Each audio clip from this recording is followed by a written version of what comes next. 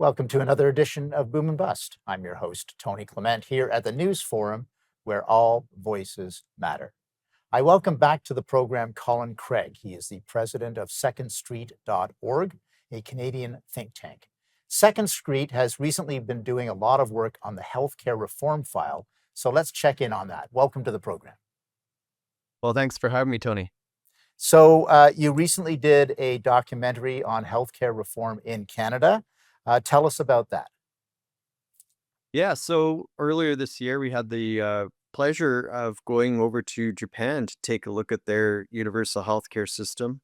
Of course, something that's really important to Canadians is that we have a system that covers everyone, and Japan has the same approach. Everyone's covered in their system. It's a developed country. They're delivering a very high quality healthcare, but a big difference between them and us is that they get it right away. Whereas so often in this country, sadly, patients are facing long, long wait times to get treatment. Yeah. So, and I want to delve into that a little bit more, but maybe just at the outset, tell us the reaction to this. Is basically a documentary that you did, right? So, tell us the Yeah, it's a, reaction to it's that. a short 20-minute documentary. It's a profile on the Japanese system, documents our journey over there to talk with a lot of different people, patients, talk to taxpayers group. We talk to doctors, heads of hospitals, public, private, just trying to get a lot of different perspectives on their healthcare system. So, on a personal note, Tony, I got to say it was really an excellent trip. I lived in Japan 20 years ago, so it Oh, was great to go back and see the country, but to learn about their healthcare system. Because when I was a young guy over there in my 20s teaching English, I didn't really have a lot of experience with the healthcare system. I didn't need it. So this time to go back and just see it firsthand. But the culture shock moment for me really was just hearing again and again that they don't have wait times. If you mm. need something serious, you're in like the next day or certainly within the month if it's something like a hip or knee operation kind of thing. So real culture shock on that front. No, I can only imagine. So, why did you choose Japan as the example that you wanted to compare and contrast with the Canadian healthcare system? Maybe tell us why their healthcare system is superior. Yeah, so this is actually part of a series. 2 years ago, we went to Sweden because they too have a universal system. Last year, we went to France.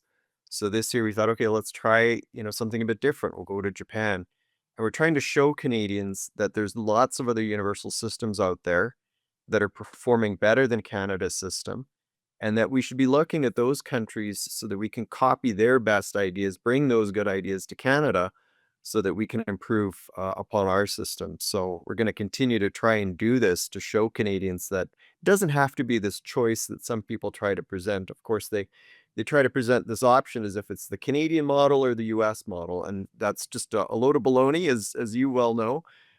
So we're trying to show other systems that have, like I say, what Canadians find important: universality, where everyone's covered, people are getting quality care in a timely manner. So tell us why the Japanese healthcare system is superior then.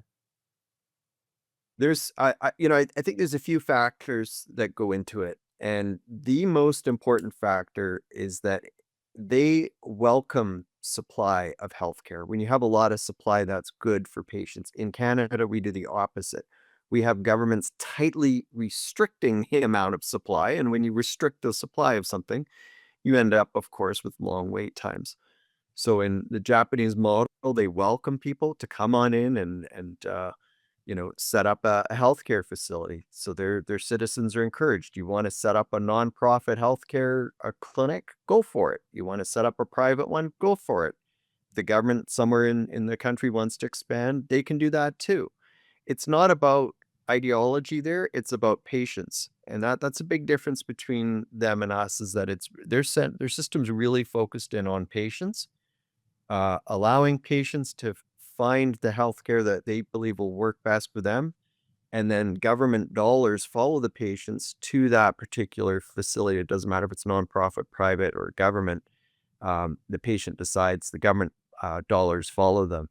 And so that's a huge difference between their approach and ours.